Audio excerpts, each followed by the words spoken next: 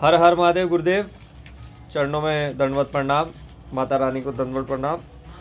तो गुरुदेव, आज का हमारा जो टॉपिक ये है कि हमारा जो भारत देश है, हमारा जो भारतवर्ष है, कितने भी पुराणों को पढ़ा गया और कितने भी उपनिषदों को पढ़ा गया, वेदों को पढ़ा गया, गुरुदेव कहीं पर भी हिंदू शब्द सुनने को नहीं मिलता। सनातन शब्द सुनने को मिलता है, आर्य शब्द सुनने को मिलता है, ये हिंदू शब्द सुनने को कहीं नहीं मिलता। तो गुरुदेव, आज हमारा मार्ग आप प्रशस्त करें कि ये हिंदू शब्द की उत्पत्ति कहाँ और किस प्रकार हुई। हिंदू शब्द की उत्पत्ति, पहले देखो ये हमारा भारत जो था ना, सोने की चिड़िया, और सोने की चिड़िया भारत था हमारा।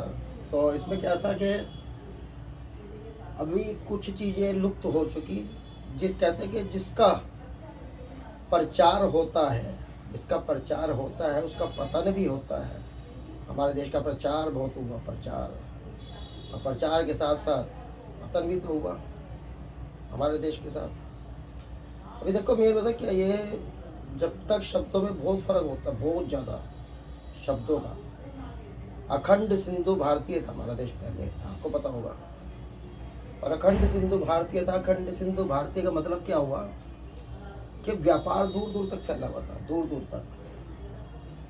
एक मैं भाव कल्पना बना रहा था पहले, कहते ना कि एकांत में बैठकर जो चीज़ अगर देखो, एकांत में बैठ के सब कुछ मिलता है, भीड़ भड़ाके में कुछ नहीं मिलता। सबसे पहले मैंने इसकी खोज करी ध्यान में किसी चैप्टर में नहीं लिखा हुआ, और गुरु बनाया अपना भगवान शंकर को, सिया राम भक्त बालाजी को।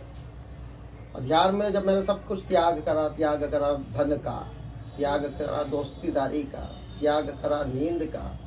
अगर कुछ पाना है ना तुम्हें, सबसे पहले त्याग करना पड़ेगा। और त्याग करने में भगवान शंकर को गुरु अगर मान लिया तो वही आकाशवाणी देंगे आपके हृदय में।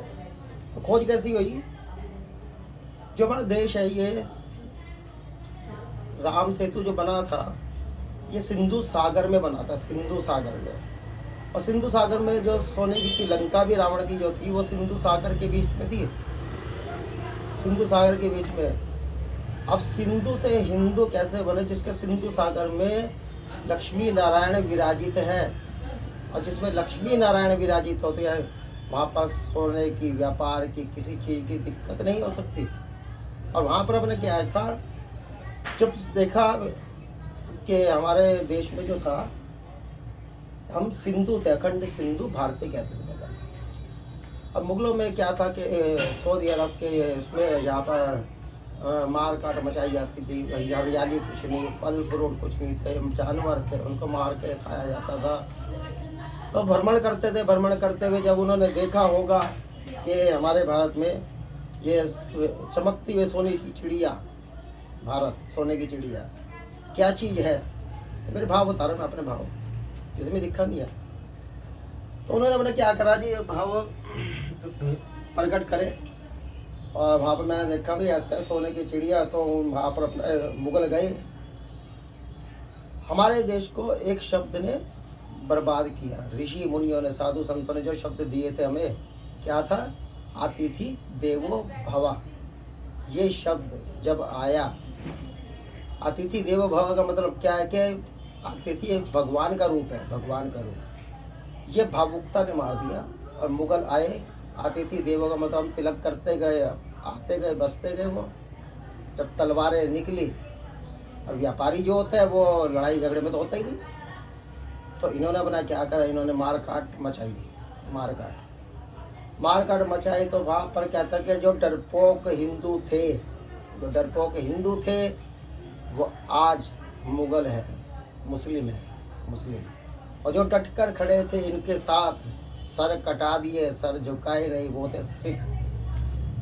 तो ये है, सबसे पहले अगर देश को बचाना है, दो शब्द, मुगल गए, मुगलों ने सिंधु से हिंदू बनाया, यही शब्द पूछ रहे थे आप जी गुरुदेव। सिंधु से हिंदू बनाया, और हिंदू बनाया तो हीन भावना सबके अंदर आ गई, हीनता। हिंदू क्या है, हिंदू हीनता का है शब्द है। गणेश विसर्जन, दुर्गा विसर्जन जो व्यक्ति कर रहे, जो देश के हित के लिए नहीं खड़े हुए, देश के सैनिकों को गाली दे रहे, प्रधानमंत्री को गाली दे रहे, वो है हिंदू। मेरे शब्द ये है। जो देश के साथ खड़े हुए हैं और जो देश के साथ खड़े हुए हैं, जो देश के सैनिकों के साथ खड़े हुए हैं, जो गणेश विसर्जन में शामिल नहीं है, और दूसरी बात क्या है कि दुर्गा विसर्जन में शामिल नहीं, वो है भारतीय। अपने आप को भारतीय क्या करो, हम अखंड सिंधु भारतीय हैं। और इस पे हमने चैनल भी और नींव भी धरी है अखंड सिंधु भारतीय की 15 अगस्त को। और अखंड सिंधु भारतीय का मतलब क्या है कि अखंड सिंधु भारतीयों में जो सदा उसमें मैंने आंकड़े देखे, 63 का आंकड़ा, 63 का आंकड़े का मतलब यह है कि 6 से शुक्र और कहते हैं 3 से बृहस्पति, 6 3 9 मिला के बनता है मंगल। जब गुरुओं का हाथ था, यहाँ पर गुरुओं का हाथ था, तो वहाँ मांगलिक काम अच्छे होते रहते थे हमारे भारत में। अगर अपने देश को बचाना है और अपने घर में व्यापार क्या है कि धन का आवागमन रहे, उस घर के अंदर लक्ष्मी का वास रहे, तो आपको ये हिंद शब्द हटाना पड़ेगा। और जब मुगल गए तो मुगल गए तो वहाँ पर अंग्रेज आए, अंग्रेजों ने क्या दिया, इंडिया शब्द, इंडिया शब्द। जब इंडिया शब्द दिए, आज वो कूटनीति का नाम है इंडिया। एक बारे में सबसे पहले क्या है कि देश को बर्बाद कैसे किया ब्राह्मण और कथावाचक, मैंने अधिकतर सुने, क्या कहते हैं, धर्म की जय हो, धर्म का नाश हो, प्राणी हमें सद्भावना हो। मैं जब बता रहा था, एक को कथा में कर रहा था, मैंने कहा ये शब्द बोलना मेरे साथ साथ, प्राणी हमें सद्भावना। मैंने जनता पूछा, मैंने आगे क्या है, वो कह रहे विश्व का कल्याण हो। ये कहते हैं सारे जने, विश्व का कल्याण हो, तो उनका तो हो गया कल्याण, विश्व वालों का, विश्व वालों का कल्याण होगा। विश्व वालों ने करा क्या, भारत के साथ बेड़ा गर्क हुआ 70 साल में, कोई कुछ नहीं। अगर ये है कि यहाँ महिलाओं के, बहनों का जब इज्जत लूटी गई, भाइयों और सैनिकों को में मारा गया, तो वहाँ पर हाय हाय हाय हाय, ये बद्दुआ उन महिलाओं की थी, उन बहनों की थी, जबरन मारकाट मचाई है। जब बद्दुआ होती है ना, तो भारत में कोई शासन नहीं कर सकता मेरे भाई। भारत में तो क्या है, आत्मा जब रोती है, आत्मा जब रोती है, पूरे ब्रह्मांड में गूंज होते, पूरे ब्रह्मांड में।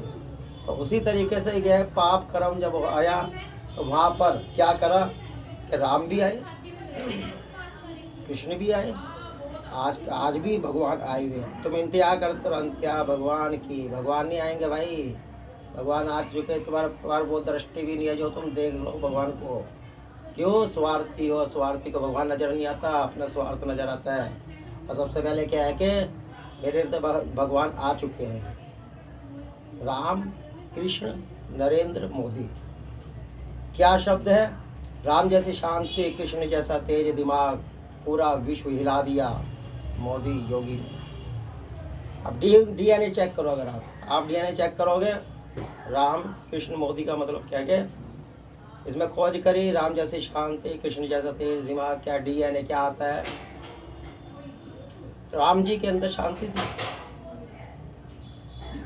और राम जी शांत थे, लक्ष्मण जी गर्म थे, और हाँ कृष्ण भगवान शांत थे, योगी बलराम जी गर्म थे, और यहाँ मोदी जी शांत थे, योगी जी गर्म। देश ऐसे चलता है।